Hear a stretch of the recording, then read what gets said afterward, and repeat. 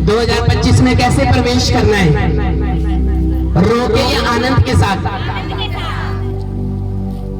मुश्किलों में प्रवेश करना है या आनंद के साथ प्रवेश करना है? 2024 में आपकी जिंदगियों में बहुत प्रॉब्लम आई, आपने हर एक चीज को फेस किया, गरीबी को फेस किया, निराशा को फेस किया, दुश्मनों को फेस किया। 2024 में आप अपने बच्चों से तंग रहे, 2024 में आपने बिल्कुल प्रार्थना नहीं करी, 2024 में आपने फास्टिंग में आप कमजोर थे। क्या आप 25 में भी वैसे ही जाना चाहते हो? नहीं, 2025 में आप आनंद के साथ चलो, प्रस्तिश करते हुए खुदावन के आंगनों में, फाटकों में प्रवेश करो, थैंक्स गिविंग चढ़ाते हुए परमेश्वर के भवन में प्रवेश करना है 2025 में। 2025 में पुरानी बातों को, पुराने दिनों को, पुरानी रातों को भुलाकर परमेश्वर से पाप को फॉरगेट करवा के 2025 में प्रवेश करोगे। आपका दिन मुबारक होगा, आपका साल मुबारक होगा यीशु मसीह के नाम में।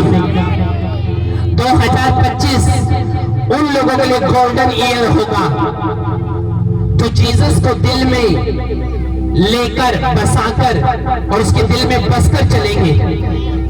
2024 में जो कुछ भी आपकी लाइफ के साथ हुआ, हो सकता है आपके परिवार के साथ 2024 में बहुत दुर्घटनाएं हुई, एक्सीडेंट आपने देखे होंगे, अपने बच्चों को आपने नशे में देखे होंगे, 2024 में डिवोर्स होता हुआ आपने देखा होगा, अपने परिवार का, अपने खानदान का, अपने रिश्तेदार का।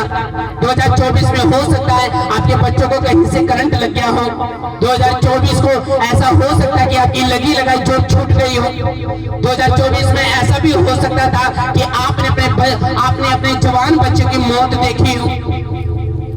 लेकिन 25 में भी वही श्राप और वही बीमारियां लेके जाना चाहते हो, या आनंद के साथ प्रवेश करना चाहते हो, या टेस्टमनी के साथ प्रवेश करना चाहते हो? अगर तो आज आपने वचन सुन लिया और प्रार्थना सुन ली तो ये बात से शिवा की भविष्यवाणी है, 25 में विक्ट्री के साथ आओगे आप यीशु मसीह के नाम में, गवाहियों के साथ आओगे यीशु मसीह के नाम में। आमीन। इसलिए परमेश्वर ने क्या कहा? परमेश्वर ने कहा पुरानी बातें बीत गई, पुराना समय जा चुका है। 2024 में जिस तरह का आप शारीरिक गुस्सा करते थे, आप 25 में नहीं करोगे। 2024 में आप क्या काम करते थे जो अंधेरे के काम थे, वो 25 में नहीं करोगे। 2024 में आपका फेस जो होगा वो शैतान की ओर, संसार की ओर, शरीर की ओर नहीं होगा, वो आत्मा की ओर होगा। हो सकता है 2024 में आप चर्च नहीं आते हो, 2024 में हो सकता है आपकी जिंदगी से परमेश्वर को महिमा, ग्लोरी ना मिली हो, लेकिन 25 में उसको रिपीट मत करना। 25 एक मिठास का साल है, 25 एक जीतने का, उन्नति का, स्पीड का साल है, रेस का, ग्रेस का साल है, स्टोरी आगे बढ़ाने का साल है। तो 2024 की बातें 25 में रिपीट मत करना। अगर आप कोई नशा करते थे, फैसला करो आज के ले हैंड के बाद वो नशा ये साल मेरे साथ ना जाए। लोग कहते हैं 2024 बड़ा मनहूस साल था मेरे लिए, अगस्त का महीना 2024 का बड़ा मनहूस साल था, महीना बड़ा मनहूस निकला, मैंने कोई आनंद, कोई विक्ट्री, कोई ताकत, कोई सामर्थ्य, कोई गवाहियां नहीं देखी। मेरे बच्चे 2024 में बीमार पड़े, मेरे रिश्ते टूट गए, मैं रिजेक्शन में चला गया, मेरी लाइफ से कर्ज छूट गए, डिप्रेशन में आ गया। मैंने अपने जवान बच्चों को मौत के नजदीक जाता हुआ देखा। 2024 मेरे लिए मनहूस था। लेकिन अगर आप बाइबल के आदी हो, धर्मी व्यक्ति हो, वचन को सुनने वाले हो, तो 2024 उन लोगों के लिए मनहूस था जिन्होंने खुदा से दूर रहे, परमेश्वर के दिल से, मन से, वचन से दूर रहे, उनकी जिंदगी से कर्ज छोड़े। लेकिन 2025 में अगर आप जीसस का हाथ पकड़ के प्रवेश करोगे, आपकी ब्लेसिंग आसमान तक छुएगी यीशु मसीह के नाम में। अगर आप जीसस का हाथ पकड़ के प्रवेश करोगे, आप गवर्नमेंट जॉब के हकदार होंगे यीशु मसीह के नाम में। 2024 में आपके रुके काम चलेंगे यीशु मसीह के नाम में। लेकिन मैं आपको एक क्वेश्चन पूछ रहा हूँ, क्या 2024 से तंग आके 25 में भी वैसे ही सोच रहे हो कि जैसे मैं शरीर में 24 में था, आप तो शरीर में वैसे ही 25 में भी रहूंगा? जैसे नशे करके कुत्ते मेरे मुंह चाटते थे, उसी तरह मैं 25 में भी वही रहूंगा? नहीं, परमेश्वर ने कहा 2025 तेरा गोल्डन ईयर होगा, प्लैटिनम ईयर होगा, तो आगे बढ़ेगा, तेरा फेस खुदा की ओर होगा। परमेश्वर तुझे आत्मा में बढ़ाएगा और तेरी निकट 1000 तेरे दाहिने और 10,000 गिरेंगे, पर तेरे पास ना आएगा। तेरे पड़ोस में कैंसर के मरीज होंगे, तेरे पड़ोस में शुगर के मरीज होंगे, तेरे पड़ोस में नशे के मरीज होंगे, लेकिन परमेश्वर ने कहा मैं अपने दाहिने हाथ से तुझे छुड़ाऊंगा और मैं तेरा शरण स्थान ठहरूंगा, क्योंकि तूने मुझसे स्नेह करा है। इसलिए 2025 में तो रोने पीटने के साथ नहीं जाएगा, तो हंस के जाएगा यीशु मसीह के नाम में। और तेरी मुस्कुराहट मैंने अपने हाथ में ली है। 2024 में गरीबी देखी, श्राप देखे, विरोध देखा, लोगों ने गालियां दी, चुगलियां करी धर्मियों की, लेकिन 25 में आपका गोल्डन ईयर आ चुका है यीशु मसीह के नाम में। आपका कुछ करने वाला ईयर आ चुका है और 2025 में आप टॉप पे होंगे यीशु मसीह नासरी के नाम में। परमेश्वर से मैंने कहा था, परमेश्वर तू चाहता मैं भी सेलिब्रेट करूं अपने लोगों के साथ, हैप्पी न्यू ईयर का थोड़ा सा मजा तो आने दे। परमेश्वर ने कहा इस संडे धोई धोगी, डोंट वरी, सब होंगे हमारे। तारीफ करो खुदावन की। पूरी दुनिया ने सेलिब्रेट किया मगर हमारे हैगे आज पैसे मुझसे ले जाना है, कलीसिया के बीच में केक काटना है यीशु मसीह के नाम में। तारीफ करो जोर से खुदावन की। अभी चपिया पाके दोबारा तुमसे बल्ले बल्ले करवाऊंगा परमेश्वर के नाम की। आज बहने 25 में ऐसे नहीं जाना। लोगों को देखा कैसे जाएंगे, हाय साडे घर दे हालात 24 में भी ऐसे थे, 25 में भी ऐसे हुए, अगस्त में भी ऐसे थे, दिसंबर में भी ऐसे ही है। लेकिन वचन में लिखा तेरा वो पुराना समय जा चुका है, पुराना कल जा चुका है, पुराना अबाउट जा चुका है। अब वो देख तू मसीह में नई सृष्टि है, तू मसीह में नई सृष्टि है, तू मसीह में नई रोशनी है और तेरा सब कुछ नया हो चुका है। तेरी लाइफ नई हो चुकी है, जिंदगी नई हो चुकी है, घराना नया हो चुका है। सिर्फ आज वचन को सुनकर तुम जाना, मैं दावा करता हूँ 25 में बिना मिठाइयों को तुम वापस नहीं आने वाले यीशु मसीह के नाम में। आज एक डिफरेंट वचन होगा, लूका 16 उसकी 19। आज का वचन सिर्फ यही है, नोट कर लेना। लूका 16 उसकी 19। 2025 में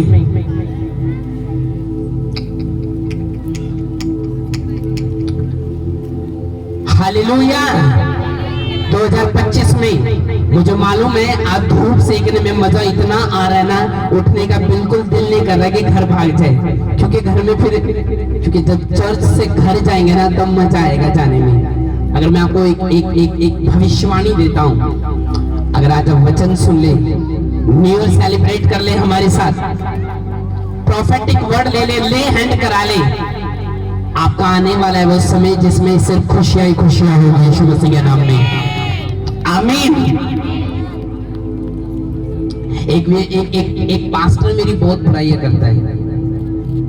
वो कब से बुराइयां कर रहा है, उसको कम से कम 2 साल हो गए, 3 साल हो गए, लगातार ये बंदा करप्ट है, ये बंदा गलत है, यहाँ पे बिजनेस है, यहाँ पे ये है, यहाँ पे वो है।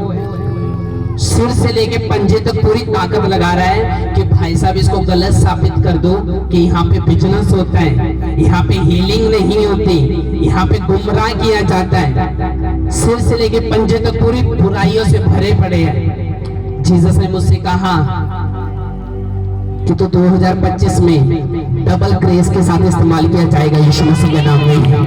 2024 में जितने तूने क्रूसाइड करे डबल आ चुके हैं यीशु मसीह के नाम में। और मैं आपको दावा करता हूं, अगर ये खुदा ने शुरू की है और मुझे खड़ा किया है, अब जब तक मौत ना आ जाए ना खुदा की ओर से, तब तक ये सेवा चलेगी यीशु मसीह के नाम में। आमीन। मैंने कहा भाई साहब, मेरे लोगों ने कहा आज तक ये हम लिख कर दे सकते हैं। मेरे लोगों ने कहा कि आज तक पास्टर शिवा ने कभी पुलपिट पे तेरा नाम लेकर कभी बुराई नहीं करी, कभी किसी बच्चे की बुराई नहीं करी कि ये पास्टर वैसा है, ये पास्टर वैसा है। कभी एक बहन मुझे उठा के खड़ा करा दे, उसने कहा तुम उसको जानते नहीं, हम जाते हैं मिनिस्ट्री में, हमें मालूम है कि वो कैसा है। वो टूटे को जोड़ता है, बिखरे को खड़ा करता है, पापियों को धिक्कारता नहीं। तुमने धिक्कारा है, उसने खड़ा किया है, ये है उसका नेचर। और भाई साहब बुराई कर करके अपने आप को गिरा दिया। लेकिन मैं गिरा, मैं हमेशा स्माइल के साथ, ग्रेस के साथ पुलपिट पे आया हूं। और मैंने कहा तेरे लोग तुझे प्यार करते, मेरे लोग मुझे प्यार करते, तो भी आशीषित हो, मैं भी आशीषित हूं। तारीफ करो खुदा की। हालेलुया। हमने बुराई के बदले बुराई नहीं करनी, और ना मैं कभी सिखाता हूँ कभी किसी पास्टर की बुराई करो ना। अगर आप करोगे ना, खुदा से कर्ज के अलावा कुछ नहीं लोगे।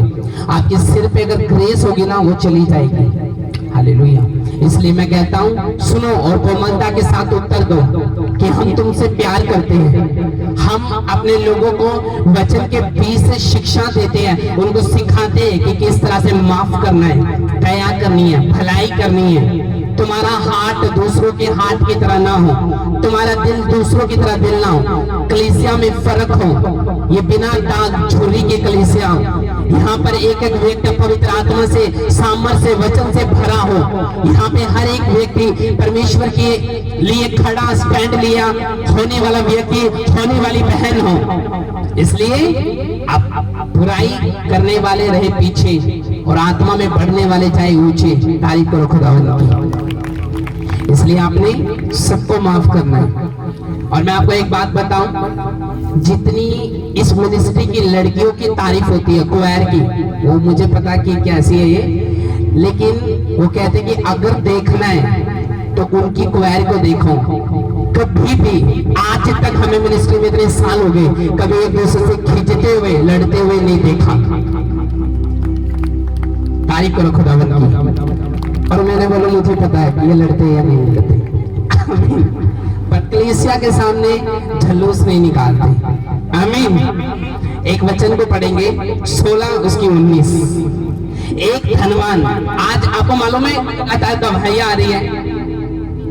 अब एक लड़की के अंदर दुष्ट आत्मा थी, उसका परिवार कह रहा था कि अगर किसी ने आजाद नहीं करा तो हम कहीं और चले जाएंगे, हमें बेस्ट पास्टर दिखाओ जो कर सकता है। सीधा दुष्ट आत्मा बड़ी खतरनाक थी, कह रही जा नहीं रही। सीधा हमारी मिनिस्ट्री पे कॉल आया, मैंने बोला कोई नहीं जाएगा, मैं जाऊंगा। ले हैंड हुई, उसी समय चली गई, परिवार आने लग गया। तारीफ करो खुदावंद की जोर से। मालूम है ग्रेस है, और जब ग्रेस है, ब्लड के रोग देख रहे हो जाते हुए, बाबा की दो बीमारियां, रसोलिया, पथरियां, गिल्टियां, माइग्रेन की बीमारियां ऐसी जाते हुए देख रहे हो। मालूम है इतने घंटों के बाद पुलपिट पे आते हैं, और कभी भी सिर्फ टाइम पास के लिए, कलीसिया को लड्डू देने के लिए, मक्खन देने के लिए, रसगुल्ले देने के लिए, मिठा देने के लिए। हम तुमसे बहुत प्यार करते हैं कलीसिया, हम तुमसे बहुत प्यार करते हैं। जो तुम्हारी जिंदगी में कर्ज होगा ना, मेरा प्यार बिल्कुल काम नहीं आएगा। चाहे फिर मैं कोली भर लूं, तो मैं हाथ जोड़ लूं ना, अगर मेरे सिर पे ग्रेस है और मैं खुदा के साथ टाइम स्पेंड करके आया हूं, तो अगर मैं तुमसे 6 महीने गले नहीं मिला ना, वो दिन जब तुम कर्ज में होगे और जब फर्स्ट दिन तुम मुझसे मिलोगे, वो 6 महीने का रोना चला जाएगा एक ही बार में यीशु मसीह के नाम में। बाकी तो है। हालेलुया। प्लीज अपने हाथों को उठाओ, वचन शुरू करेंगे। सब अपने हाथों को उठा के, मीडिया अपने हाथों को उठा के बोलो प्रभु यीशु मसीह, तेरे वचन को जितना मैं सुनूं 100 गुना फल लेके आऊं, और वो फल मुझ में लगा रहे और मुझ में बना रहे। प्रभु यीशु मसीह के सामर्थ्य नाम में हम मांगते, बोलो आमीन। ये फोन मुझे आज बड़ी खुशी हो रही है तुम लोगों को देखकर। भाई केक लेके आना 250 रुपए वाला, ज्यादा ना लेके आना। लूका 16 उसके 19 में लिखा, एक धनवान मनुष्य जो बेचनी कपड़े और मलमल पहनता और प्रतिदिन सुख विलास और धूमधाम के साथ रहता था, लाजर नामक एक कंगाल घाव से भरा हुआ उसकी डेवड़ी पर छोड़ दिया जाता था, और वह चाहता था कि धनवान की मेज पर से जो झूठन से अपना पेट भरे, यहाँ तक कि कुत्ते आकर लाजर के घावों को चाटते थे। ऐसा हुआ कि वह कंगाल मर गया और स्वर्गदूत ने उसे लेकर अब्राहम की गोद में पहुंचाया। वह धनवान भी मरा और गाड़ा गया। 23 में लिखा, और अंधलोक में उसने पीड़ा में पड़े हुए अपनी आंखें उठाई और दूर से अब्राहम की गोद में लाजर को देखा। तब उसने पुकार कर कहा, हे पिता अब्राहम, मुझ पे दया करके लाजर को भेज दे, ताकि वह अपनी उंगली का सिरा पानी में भिगोकर मेरी जीभ को ठंडी करे, क्योंकि मैं इस ज्वाला यानी आग में तड़प रहा हूँ। परंतु अब्राहम ने कहा, हे पुत्र, स्मरण कर कि तो अपने जीवन में अच्छी वस्तुएं ले चुका है, वैसे ही लाजर पूरी वस्तुएं, परंतु अब वह यहाँ शांति पा रहा है और तो तड़प रहा है। इन सब बातों को छोड़ हमारे और तुम्हारे बीच में एक भारी गड्ढा ठहराया गया है, जो यहाँ से उस पार तुम्हारे पास जाना चाहे ना जा सकेगा, ना कोई वहां से इस पार हमारे पास आ सकेगा। उसने कहा, उसने 27 में लिखा, उसने कहा, तो हे पिता, मैं तुमसे विनती करता हूँ कि तुम मेरे पिता के घर भेज, क्योंकि मेरे 5 भाई हैं, उनके सामने इन बातों की गवाही दे। ऐसा ना हो कि वे इस पीड़ा की जगह में आए। अब्राहम ने उससे कहा, उनके पास तो मूसा और भविष्यद्वक्ताओं की पुस्तक है, उनकी सुनी। उसने कहा, नहीं हे पिता अब्राहम, यदि कोई मरे हुए में से उनके पास जाए तो वे मन फिराएंगे। उसने उनसे कहा, जब वे मूसा और भविष्यद्वक्ताओं की नहीं सुनते, तो यदि मरों में से कोई जी उठे तो भी उसकी ना सुनेंगे। सब बोलो आमीन। ये लाजर वही व्यक्ति था जो गरीब व्यक्ति था और राजा के ऊपर निर्भर रहता था। एक धनवान मनुष्य बेचनी कपड़े, मखमल के कपड़े पहने हुए। पहले जब राजा कपड़े पाते थे ना, धनवान कपड़े पाते थे, तो उनके कपड़ों में चमक होती थी, उनके कपड़ों में ऐसी महक आती थी, उनके कपड़ों में ऐसी एक लाइट होती थी। वो बड़े महंगे कपड़े पाते थे और बाइबल में लिखा, वो सुख और विलास में था, धूमधाम के साथ रहता था, उसका घर अच्छा था, उसका परिवार अच्छा था, उसके पास पैसों की कोई कमी नहीं थी, उसके पास सेवक भी थे, उसके पास खेत भी थे, उसके पास वो राजाओं की तरह, धनवान व्यक्ति जो था ये राजाओं की तरह जी रहा था। वचन में लिखा, लाजर नामक एक कंगाल घाव से भरा उसकी डेवड़ी पर छोड़ दिया जाता था, दरवाजों पे छोड़ दिया जाता था। एक लाजर को आपको मालूम है लाजर को क्या था? पांव को घाव था, और जब उसको पांव का घाव था तो जो कुत्ते होते थे ना, कुत्ते होते थे वो उसके घाव को चाटते थे। क्या करते थे? उसके घाव को चाटते थे। और जो उसको पेट, जो वो खाना खाता था ना, पता वो कैसे खाता था? जो राजा का झूठा गिर जाता था, जो प्लेट में झूठा रह जाता था, बर्तन में झूठा रह जाता था, वही लाजर को दे दिया जाता था। और वचन में लिखा, ये लाजर की जिंदगी थी कि कुत्ता उसको कभी मुंह चाटते, कभी उसके घाव को चाटते थे, कभी उसको खून को चाटते थे, कभी उसके रोग को चाटते थे।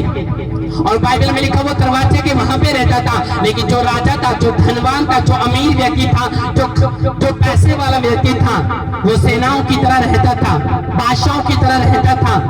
उसकी जो किस्मत, उसकी जो हजमत थी वो इतनी अच्छी थी, इतनी ब्लेस्ड थी कि वो उसको उस समय कोई दुख नहीं था उसकी जिंदगी में। लेकिन बाइबल कहती है, जब दोनों मरे आपस में, जब दोनों मरे और दोनों को गाड़ा गया, उसको अच्छे कब्रिस्तान में गाड़ा गया और इसको ऐसे ही कहीं जंगल में मिट्टी दे दी गई। लेकिन वचन ये बताता है कि जब दोनों स्वर्ग पहुंचे तो यही राजा, बाइबल में लिखा, नरक में था। और वो जिसको कुत्ते, जिसका मुंह चाट रहे थे, घाव चाट रहे थे, चोट चाट रहे थे, वो अब्राहम की गोद में थे। उसने राजा से उसने कहा, हे, उसने विनती करी अब्राहम से, अब्राहम ऐसा कैसे हुआ? क्योंकि उसको समझ नहीं आ रहा था, मैं एक ऐसे स्टैंडर्ड में रहने वाला बंदा, मैं खेतों का मालिक, मेरे जहां मैं जाता हूँ कुर्सी लग जाती है, मैं ऐसे नरक में कैसे आ गया? और मुझे इस बात का जवाब दे। आगे पढ़ो क्या लिखा। और वह चाहता था कि धनवान की मेज को छूटन से अपना पेट भरे, यहाँ तक कि कुत्ते आकर उसके घावों को चाटते थे।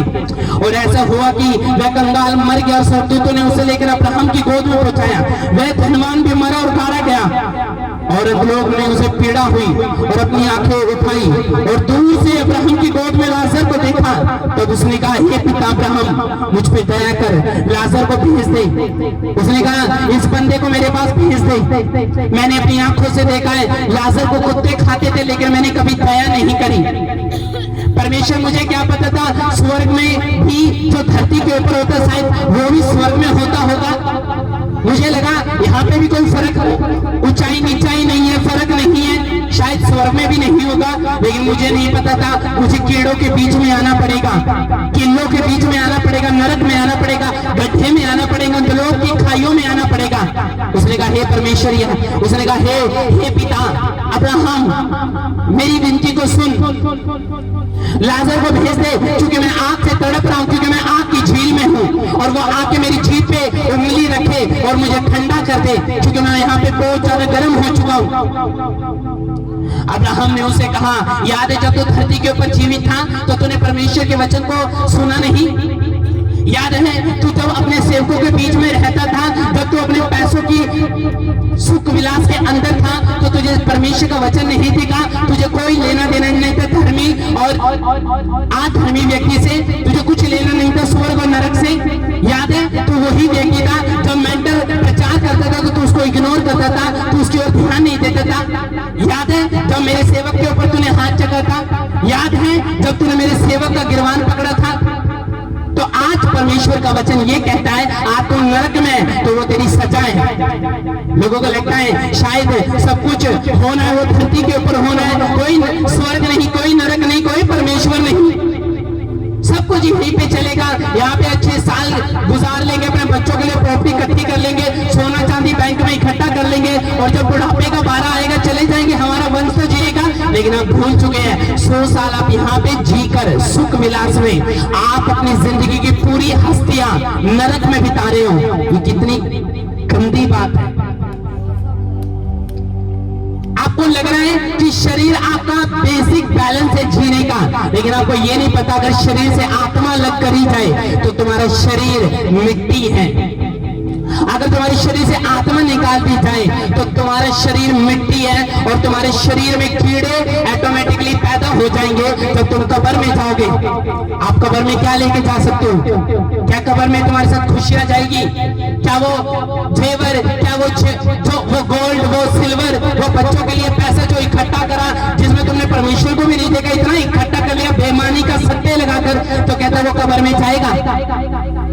कब्र में तेरा शरीर जाएगा, आत्मा ऊपर जाएगी, और जब आत्मा ऊपर जाएगी तो भाई साहब फैसला तो होना है, टिकट तो कटनी है, या तो स्वर्ग की या नरक की। वो तेरे धरती के ऊपर जो जीवन तूने बिताया, या तो खुदा के साथ बिताया तो तुझे स्वर्ग मुबारक, या तो तूने शैतान के साथ बिताया और सुख विलास में बिताया तो तुझे नरक मुबारक। उसने कहा उसको आने दे, मेरी जीभ पे हाथ रख देगा, मैं ठंडा हो जाऊंगा, मैं गर्म हो चुका हूं, मैं इस सड़सड़ाहट से जल चुका हूं। आज धरती पे जीने वाले लोगों को ये लगता है कि शायद यहीं पे सब कुछ है, सुखों में, आनंद में जवानी गुजर जाएगी, बुढ़ापा कुछ रोटी खाने में गुजर जाएगा, उसके बाद कभी कोई तकलीफ नहीं आएगी। आप 100 साल की सुख को देखने के बाद आप अनंत हजारों सालों को गंवा रहे हैं। आपको मालूम नहीं, आपकी वीडियो, आपकी कॉल, आपकी फोटो स्वर्ग से नहीं, जो कैमरा है उसमें आपका जो बायोडाटा है वो रिकॉर्ड हो रहा है। उसने कहा जिसका नाम जीवन की पुस्तक में नहीं मिला उसको काट दिया जाएगा और उसको वहीं पे सड़ना पड़ेगा जहां शैतान होगा और उसके दूत होंगे और कुंड होगा वो। इसलिए परमेश्वर ने कहा अब्राहम, मेरे 5 भाई और हैं, उनके पास अपने अपने क्या उसने बोला, अपने लोगों को उनके पास भेज। उसने कहा मूसा की व्यवस्था है, अगर वो उसको पढ़ेंगे, उसको समझेंगे, उस पे चलेंगे, व्यवस्था पे चलेंगे, परमेश्वर के मन के मुताबिक चलेंगे, वर्शिप करके धरती पे जीवन बिताएंगे। तो उसने कहा वो जहां पर तू है, उसका तो सिर्फ कुत्ते मुंह चाटते थे और उसके घाव को चाटते थे, लेकिन शैतान यहाँ पे तेरा मुंह चाटेगा, शैतान तुझे यहाँ पे रोज रुलाएगा, तेरी आत्मा कभी नाश नहीं होगी। उसने कहा तुझे नहीं पता तूने कितनी बड़ी गलती कर दी है, तूने कितनी बड़ी गलती करी है। जब तुझे जमाने में थैंक्स करना था खुदावन का, तो किटी पार्टी में चला गया, तूने अपनी जिंदगी पूरी तरह संसार के मुताबिक जी, तूने कभी अपनी लाइफ में प्रार्थना नहीं करी, तूने कभी अपनी लाइफ में बीजों को नहीं बोया, इसलिए आज रिजल्ट तेरे सामने है। उसने क्या कहा? उसने कहा मैं तड़प रहा हूं। आगे पढ़ेंगे क्या लिखा उसने 23 में, और अंधलोक में उसने पीड़ा हुई और अपनी आंखें उठाई और दूर से अब्राहम की गोद में लाजर को देखा।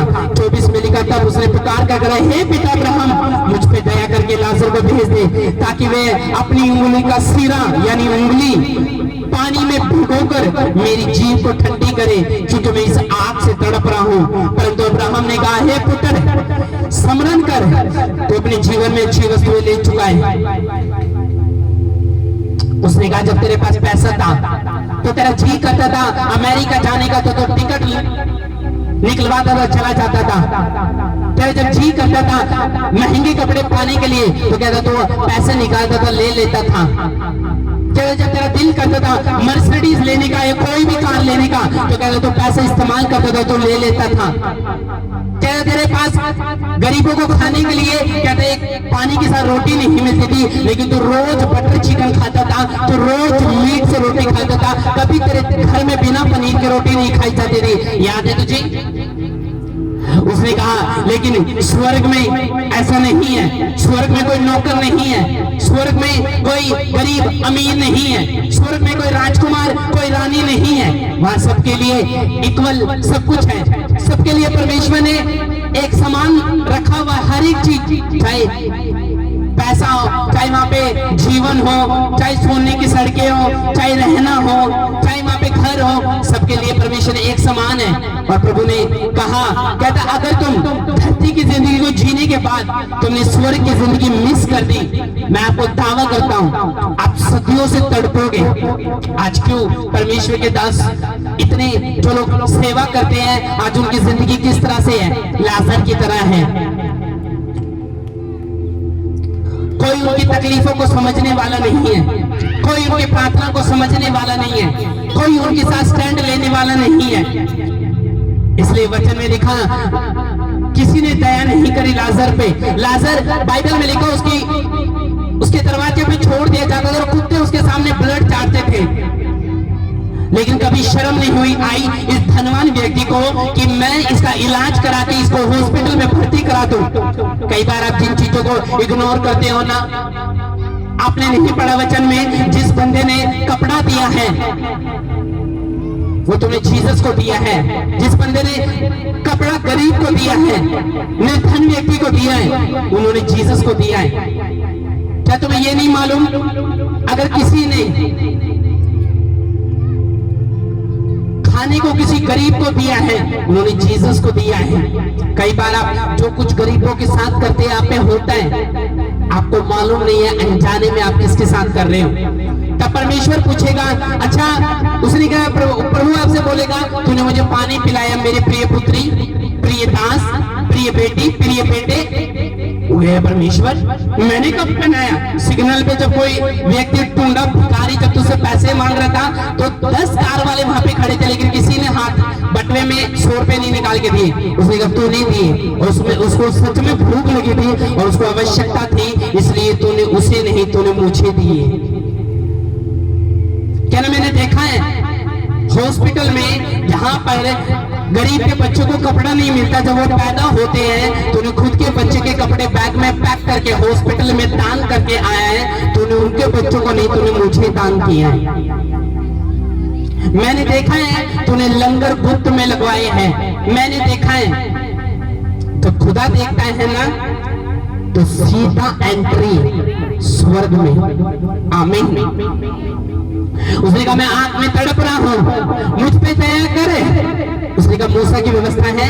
हाँ। अब तो नए नियम की व्यवस्था के साथ पुराने नियम की, नए नियम की व्यवस्था भी आ चुकी है पुराने नियम के साथ। अब तो ज्यादा ठीक तरीके से परमेश्वर को जान सकोगे, उसके दिल को, उसकी सोच को, उसके मन को कि जीसस क्राइस्ट कैसा है। मैं आपको दावा करता हूं, अगर आपका प्यार परमेश्वर है ना,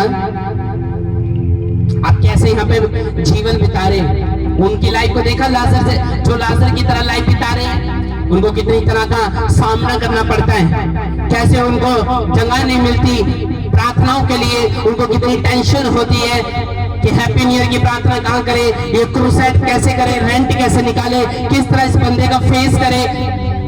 लाजर की तरह वो सामना नहीं कर सकता, लेकिन वो अंदर जो खाओ उसके है वो छुपा के बैठा हुआ है। मालूम है क्यों?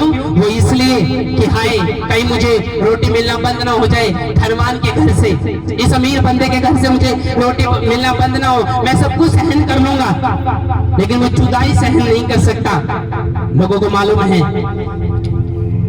वो अच्छे जीवन जी रहे थे, आज हो सकता है परमेश्वर में हो, आपका पड़ोसी को आपने वचन दिया लेकिन वो आने से मना करो क्योंकि अभी उसका बच्चा विदेश जाके आया है, अभी उन्होंने कार खरीदी है, अभी उनके घर में कोई बीमारी नहीं है, वो सुख विलास से जी रहे हैं, लाइफ पूरी एंजॉय कर रहे हैं, आनंद बीजों पे नाच रहे हैं, आनंद कर रहे हैं। उसको ये लग रहा है कि इनको परमेश्वर की क्या जरूरत है। लेकिन एक टाइम आएगा जब तू भी स्वर्ग में होगा और मैं भी होगा, और फर्क बस इतना होगा, अगर तेरा जीवन की पुस्तक में नाम होगा तो तुझे कॉन्ग्रेचुलेशन, अगर नहीं होगा तो कुंड तो है ही है, गड्ढा तो है ही है जहां ये बंदा है। इसलिए परमेश्वर ने कहा अमीरों का स्वर्ग राज्य में प्रवेश करना इतना खतरनाक है ना, सुई के नाके से ऊंट निकल जाएगा। सुई का, मैंने सुई सीलती है ना, कितना से छेद होता है, कहता ऊंट उसमें से निकल जाएगा। अमीर बंदा का ऊंट से भी खतरनाक है निकल जाना स्वर्ग में। कहते सुई के नाके से ऊंट निकल जाएगा, लेकिन ये नहीं निकल सकता, क्योंकि मालूम है जब जिस पे ज्यादा पैसा होगा उसकी ज्यादा बीपी, ज्यादा टेंशन, ज्यादा खर्चे, ज्यादा उसकी। इसलिए उसने कहा अगर आप इस चीज की आड़ में आकर परमेश्वर के वचन को तोड़ते हो तो परमेश्वर को मालूम है। हालेलुया। उस 25 में क्या लिखा? परंतु अब्राहम ने कहा पुत्र स्मरण करके तो अपने जीवन में अच्छी वस्तुएं ले चुका है, वैसे लाजर भी बुरी वस्तुएं, परंतु जब हाय बुरी वस्तुएं। आज अंबानी के जीवन को देखा है, टाटा बिरला के जीवन को देखा है, आज उनके पास जिन पे पैसे, क्रिकेटर पे, आज उनके जीवन पे जो बॉलीवुड के स्टार है, पैसे वाले हैं, कभी जीसस की सुनना भी नहीं चाहते, कभी उसके फेस करना भी नहीं चाहते, कभी पाप को छोड़ना भी नहीं चाहते। मालूम है क्यों? वोडका पे एक जिंदगी टिकी हुई है। मालूम है क्यों? मूवियों पे एक जिंदगी टिकी हुई है। उनको कोई मतलब नहीं है, कोई बात नहीं, हाँ कोई बात नहीं करता, वहां जीसस बात करता है। और परमेश्वर ने क्या कहा? परमेश्वर ने कहा अगर तेरे पास पुस्तक है जिंदगी की तो इसको पढ़, इसको पढ़ेगा तो मेरा स्वभाव मालूम पड़ेगा। आत्मिक गुस्सा करना कोई बेकार बात नहीं है।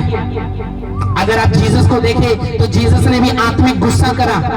जब उसके भवन में व्यापार कर रहे थे तो वहां पे दाम में, पैसों में कबूतर बेच रहे थे, भेड़ बकरियां बेच रहे थे। जीसस आए और यीशु मसीह ने कहा क्या तुमने मेरे पिता के घर को डाकों की खो बना दिया, व्यापार का अड्डा बना दिया? तुम्हें शर्म नहीं आती? परमेश्वर ने इंसान पे गुस्सा करा, उसके काम पे गुस्सा करा, लेकिन परमेश्वर ने क्या कहा?